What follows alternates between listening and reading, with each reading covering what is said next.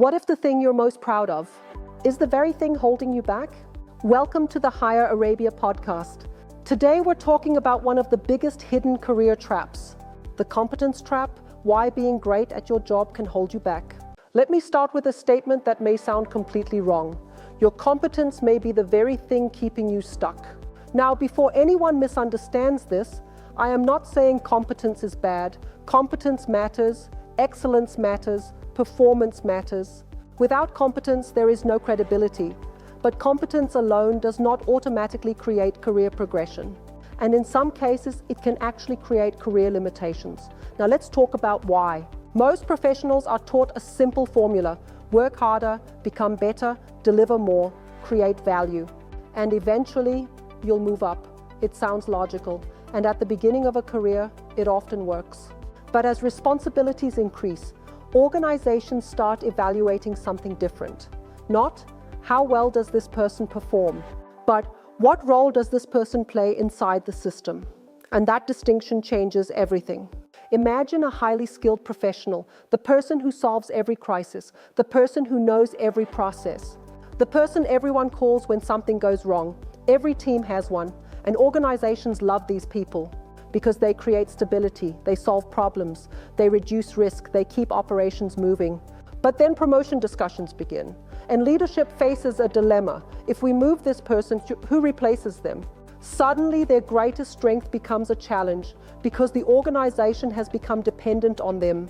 Now let's discuss something uncomfortable. Many professionals spend years trying to become indispensable. They believe it creates security. But indispensable can become a trap because organizations often protect what they depend on. They may unconsciously resist moving you. Not because they don't value you, because they value you too much exactly where you are. Now let's talk about another important difference. Organizations do not only reward competence, they reward scalability. What does that mean? A highly competent individual contributor solves problems personally. A leader creates systems that solve problems repeatedly. An expert knows the answer. A leader develops people who can find the answer. An expert becomes the solution. A leader builds solutions that function without them. And that distinction is critical because organizations become nervous when success depends on one person. The stronger the dependency, the higher the risk. Now let's discuss why many experts struggle with leadership transitions.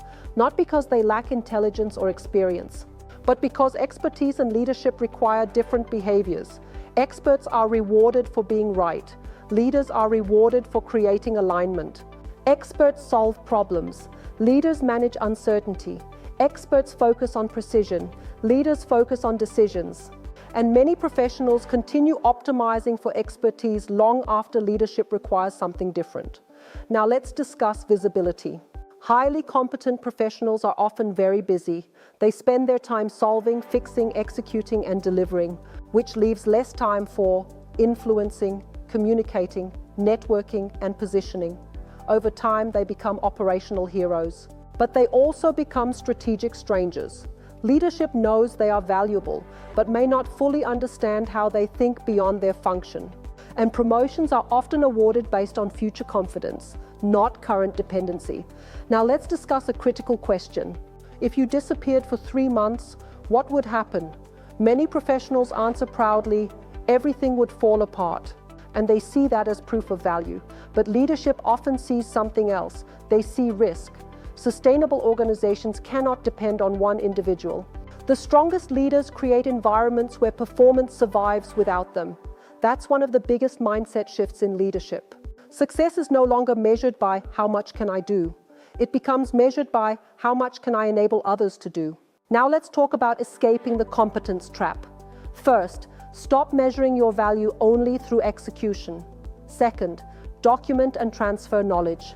Third, build people, help others become successful.